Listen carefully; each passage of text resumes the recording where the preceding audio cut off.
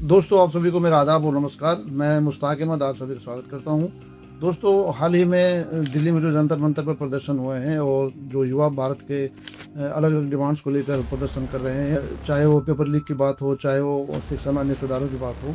इस तरह के जो इश्यूज़ हैं पूरे भारत में इसका प्रभाव पड़ रहा है और देश के अलग-अलग क्षेत्रों में जेन ज़ी जिसको हम कहते हैं, वो रोड्स पर है।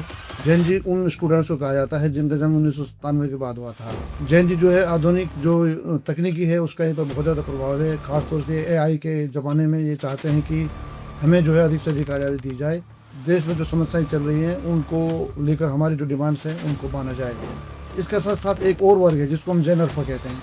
ये ऐसे बच्चे हैं जिनका जन्म 2010 के बाद हुआ था। इनकी मैक्सिमम आयु जो है 15 से 16 साल के बीच में है। इस जनरेशन के बारे में कहा जाता है कि ये मोबाइल टेक्नोलॉजी के साथ, इंटरनेट के साथ डिजिटल युग में पली और बड़ी हुई है, इसलिए सामाजिक सरोकार इसके बहुत कमज़ोर होंगे। लेकिन ऐसा नहीं है। जेन अल्फ़ा भी बहुत सारे मुद्दों को लेकर रोड्स पर आई है, जिसके बारे में आज हम बात करेंगे। लेकिन जेन अल्फ़ा ने जो मुद्दे उठाए हैं, जिनको लेकर वो रोड्स पर आए हैं, जिनको जो इनकी डिमांड्स हैं, वो वाक़ई में जो है बहुत ज़्यादा सोचने पर मजबूर करती हैं, क्योंकि इन्होंने अपनी बेसिक सुविधाओं को लेकर अपनी बातें रखी हैं। जैसे कि स्कूलों में पंखों का ना होना, स्कूलों में पानी की आपूर्ति का ना होना, स्कूलों के रोड्स का इंतज़ाम ना होना, इसके अलावा जो है पंखों में खराबी होना, बिजली की सुविधा ना होना। तो बेसिक सुविधाएँ होती हैं जिसको हम आधारभूत समस्याएँ कहते हैं, वो सारी बातों को लेकर इन्होंने जो है मुखर होकर अपनी बातों को रखा है।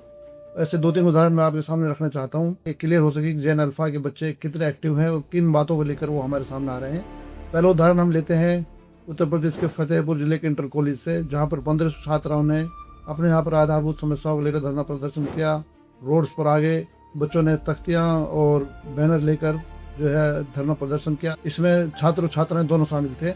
इनके धरना प्रदर्शन का इतना ज़्यादा प्रभाव हुआ है कि स्कूल के इंस्पेक्टर ने उनकी बातों को मानते हुए तुरंत समाधान का आश्वासन दिया। दूसरा मामला राजस्थान का है, जहां पर बाड़मेर, जालौर और सिरोही जिलों की छात्राएं रोड्स पर आ गई थी, क्योंकि वहां पर शिक्षकों की कमी थी।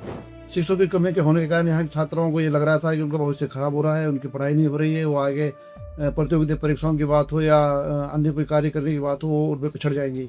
इसलिए इन छात्राओं ने धरना प्रदर्शन करना शुरू कर दिया और रोड्स पर आ गई। इनका निदान करने के लिए सरकार ने तुरंत जो है डेपुटेशन करवाई और 80 शिक्षकों को इनकी समस्याओं को हल करने के लिए भेजा गया। लेकिन इस तरह के प्रदर्शन से माहौल जो है वो अन्य स्टूडेंट्स को प्रभावित करता है, फिर वो भी इस तरीके से रोड्स पर आने की कोशिश करते हैं। तीसरा मामला बिहार के गया जिले का है, जहाँ पर भीषण गर्मी के बीच में पंखों की कमी थी। इसके अलावा पानी की आपूर्ति नहीं हो पा रही थी। इसके साथ साथ बेंच और डेस्क की कमी थी। इसको लेकर स्टूडेंट जो है वो धरने पर बैठ गए और बड़े स्तर पर उन्होंने आंदोलन शुरू कर दिया।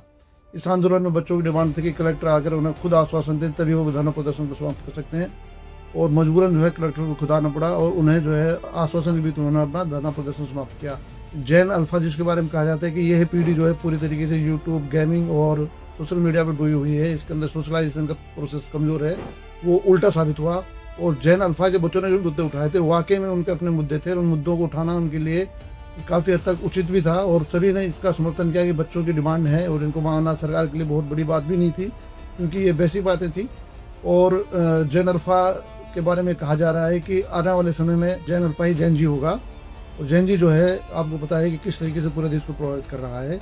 जेन ज़ी के बारे में जो है पॉलिटिशियंस हों, चाहे सोशल एक्टिविस्ट हों, हर कोई इनको समझने की कोशिश कर रहा है और इनसे बात करने की कोशिश कर रहा है कि आखिर इनके अंदर इतना आक्रोश क्यों है। जेन अल्फ़ा के जो बच्चे हैं उनकी समस्याओं को सुलझाना कोई बहुत बड़ी बात नहीं है, क्योंकि अगर ईमानदारी के साथ काम किया जाए तो स्कूलों की बेसिक समस्याओं को दूर किया जा सकता है।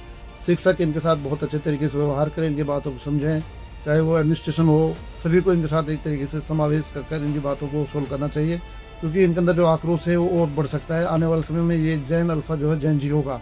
इसके अलावा जेन बीटा जो आने वाली जनरेशन है, जिसको कहा जा रहा है 2026 से 2039 के बीच में जो बच्चे होंगे उनको जो है जेन बीटा कहा जा रहा है। ये बच्चे इनसे भी ज़्यादा अग्रेसिव होंगे अगर इनकी समस्याओं को हल नहीं किया गया तो।